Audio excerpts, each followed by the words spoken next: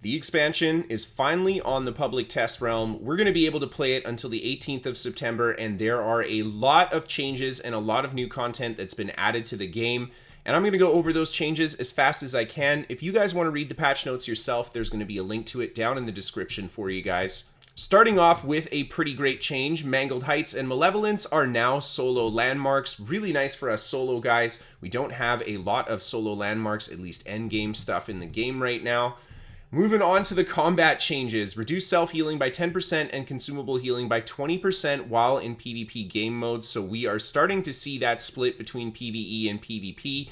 They increase the dodge distance for medium and heavy equip loads. Really big buff there. And they also updated the medium dodge to have a better maintained speed through the animation. So hopefully it feels a little bit smoother to use than it currently does. They reduced the hit sprint delay on melee attacks to 0.75 seconds for medium and 1 second for light. This is a massive buff for light armor. For attribute bonuses, they have added 2 new attribute bonuses at 25 and 350 for every attribute.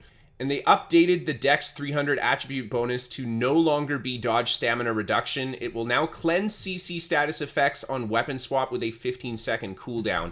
Getting that CC cleanse is a huge deal for PvP, so I'm going to have to play on the PTR and see how this impacts gameplay.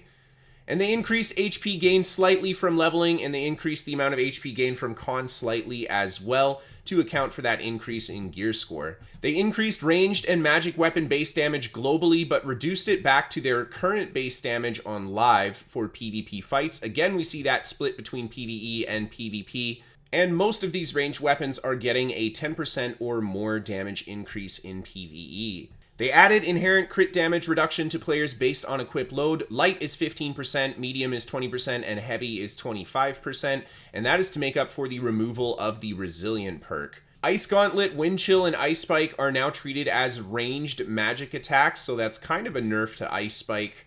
And for the Rapier, Controlled Breathing passive will no longer trigger off of damage over time.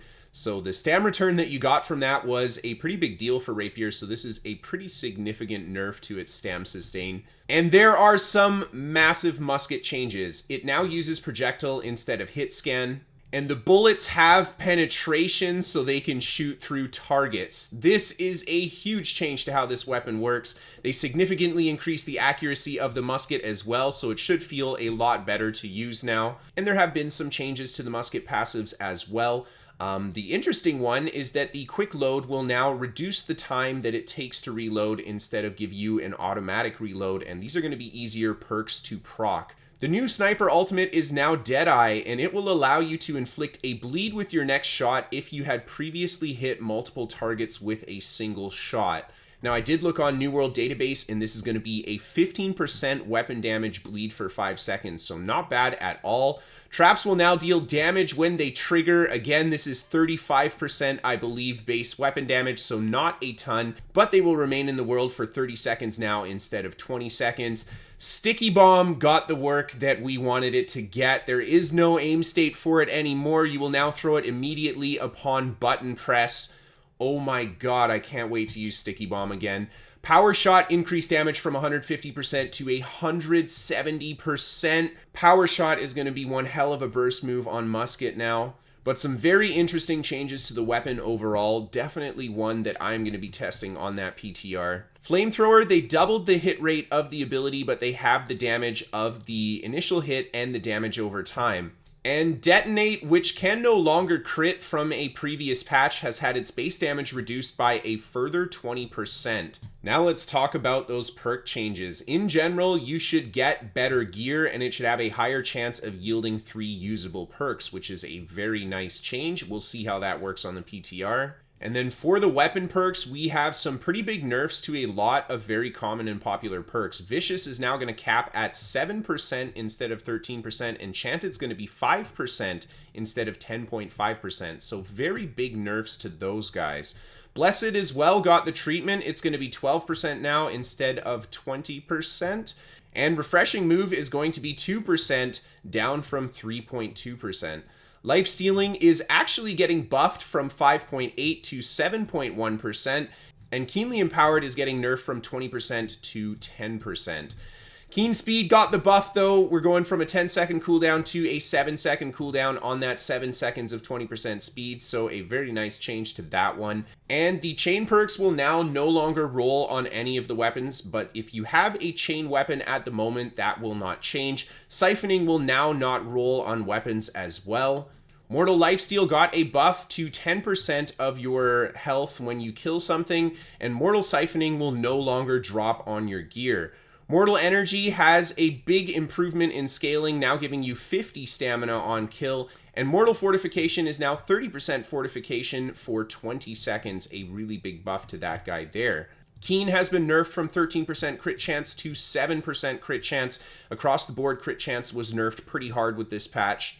And all of the Bane perks are now gone. Existing gear is going to keep their Bane perks, but it's going to be reduced in its effectiveness. So yeah, big change there. You're not going to have to farm your different Bane and Ward stuff when we get to the armor as well.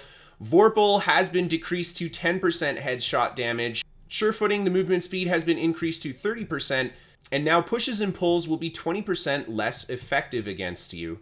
Thwarting strikes, they reduce the base scaling multiplier, so now it's 7% damage while you have active grit. But Trenchant abilities actually got buffed. Partial charged heavy attacks will now count towards Trenchant strikes, Trenchant crits, and Trenchant rend.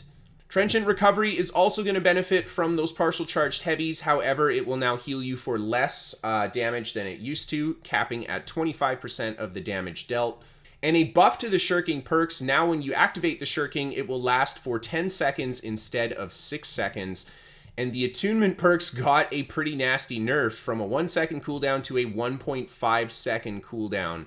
Penetrating Backstab is now an exclusive label, meaning you can stack it with other damage perks like Rogue and Vicious. Penetrating Headshot is also an exclusive label, so you can stack that with other damage perks too. Purifying Crits is now on a 3 second cooldown from 10 seconds. And Exhausted Exploitation will now cause exhaustion if you hit a target in the back. So a big change to that perk.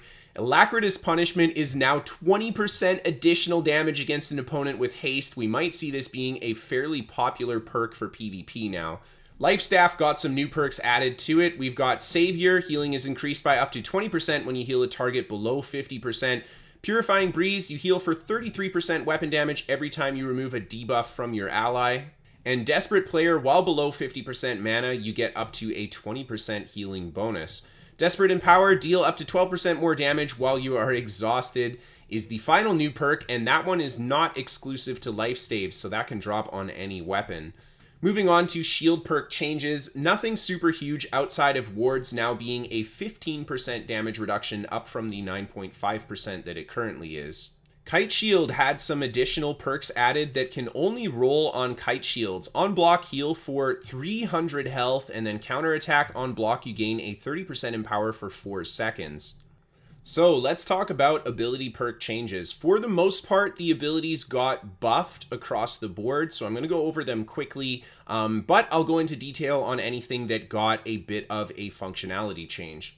Crippling Feral Rush had the slow buffed a little bit on it, 50% on the weapon, and it now deals bonus damage up to 25% on the weapon. Keen Berserk will give you up to 50% additional crit chance, and it gets a damage bonus now when you're below 50% health of 25%. Empowered Rending Throw just got a little bit of a buff to its functionality. Refreshing Distance Throw also got buffed to up to 60% reduced cooldown. Exhausted Infected Throw got buffed as well to 54% exhaust. And Mighty Gabble now offers a bit of an ability cooldown up to 20% on the weapon. Penetrating Wrecking Ball got a little bit of a buff to the armor penetrate. And Repulsing Clearout will now inflict a rend up to 25% on the weapon for 7 seconds. And Leeching Path of Destiny got a little bit of a buff to the healing power up to 62% on the weapon. And Refreshing Power Shot got a bit of a functionality change, up to 60% cooldown reduction when you land the hit, but it can only trigger once every 15 seconds. Stopping Power is now changed to Refreshing Stopping Power and now reduces the cooldown of all other Trapper abilities by up to 50% on hit. Accelerating Traps got a little bit of a movement speed buff, but holy crap, it got a bleed. 16% weapon damage for 5 seconds on the weapon. Sweep got a little bit of a buff to the amount of damage the bleed does. And Sundering Javelin got a bit of cooldown reduction added to it, up to 24% on the weapon. Cyclone now scales better when on weapons, up to 65% of your stamina back. And Fortifying Perforate can now stack up to 3 times. Vault Kick, they increased the duration from 5 to 7 seconds. And Energizing Evade Shot now does a bit of cooldown reduction on the weapon, up to 35%. Lasting Rain of Arrows also got a bit of a buff to its bleed. And Refreshing Penetrating Shot is now going to be up to 50% refresh on the weapon. Tondo is now going to also reduce the damage you take from foes affected by up to 15% when you have it on the weapon. And Leeching Flurry is now going to add 1 second of invulnerability when you use it. Very interesting change to this skill here. I think a very minor buff to Refreshing Flesh, and a bit of a buff to the damage of Empowering Incinerate. Up to 40% additional damage on the weapon now. Contagious Reverse Stab will now transfer 2 conditions to the opponent, and it got a bit of a damage bonus increase to 18%. And Refreshing Charge's Unpredictable Strike will now give up to a 67% cooldown reduction on the weapon. Reap got changed. It no longer requires the 50% condition, and it has been lowered in duration to a 3-second snare from 4 seconds, capping at 50% snare on the weapon. Mending Execute is going to heal for up to 60% of the damage dealt on the weapon now, and a little bit of a buff to Insatiable Gravity Wells damage. Unbroken Winds is now 40% additional damage when on the weapon, and this perk will cause a 1-second root when you hit the same target 6 times with the wind. So a big change in functionality to that one there. And Iced Refresh will now deal up to 40% more damage versus a rooted foe. Very, very high potential for big burst off of Ice Spike with this change. And Orb of Decay will now reduce the duration of non-consumable buffs by up to 73% on the opponent when it's on your weapon. Slowing Tether will now root the opponent when the tether is broken, and a little bit of a bonus to the healing on Leeching Shrapnel Blast. A little bit of a bonus to Venturing Claw Shots, Empower up to 41% on the weapon now. And Resupplying Mortar Charge will now give up to a 20% Empower when you kill an opponent with it. Crippling Blast Shot also got a little bit of a bonus increase up to 40% snare on the weapon. And Leeching Crosscut got nerfed. It is now up to 72% of the damage dealt for the final strike of Crosscut. Skyward Nullification got a bit of a buff, up to 50% buff reduction on your opponent. And Energizing Counter will now give up to 50% stamina back on the weapon, so a bit of a buff there. Steadfast Purification is now going to be a 66% reduction on negative effects on yourself.